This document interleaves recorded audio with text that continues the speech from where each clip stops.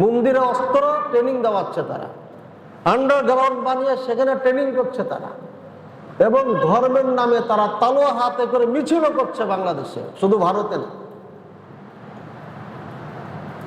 এবং পাহাড়ি এলাকাতে তারা বাকায়দা সশস্ত্র বাহিনী তৈরি করে ট্যাক্স পর্যন্ত আদায় করে, সরকারকে 1 টাকাও দেয় না। এই হলো বাংলাদেশের অবস্থা।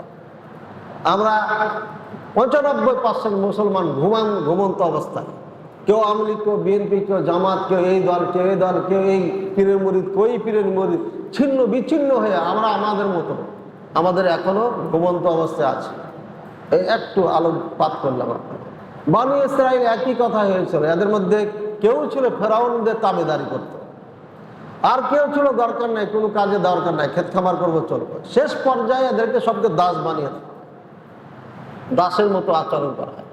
কি পরিমাণ লাঞ্ছিত জীবন তাদের মধ্যে চলে আসে যে তাদের সন্তানদেরকে মায়ের কোল থেকে ছিনিয়ে তাদের সামনে জবাই করত, প্রতিবাদ কেউ করতে পারত না।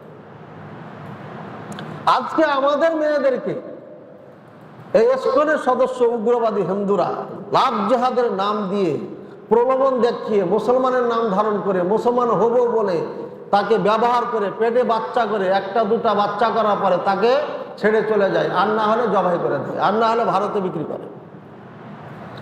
একটা না, এগুলো হাজার হাজার ঘটছে বাংলাদেশে, কিন্তু কোনো বিচার হচ্ছে না, এদের গ্রেপ্তারও হচ্ছে না। কেন? আমাদের এই নীতি নেই।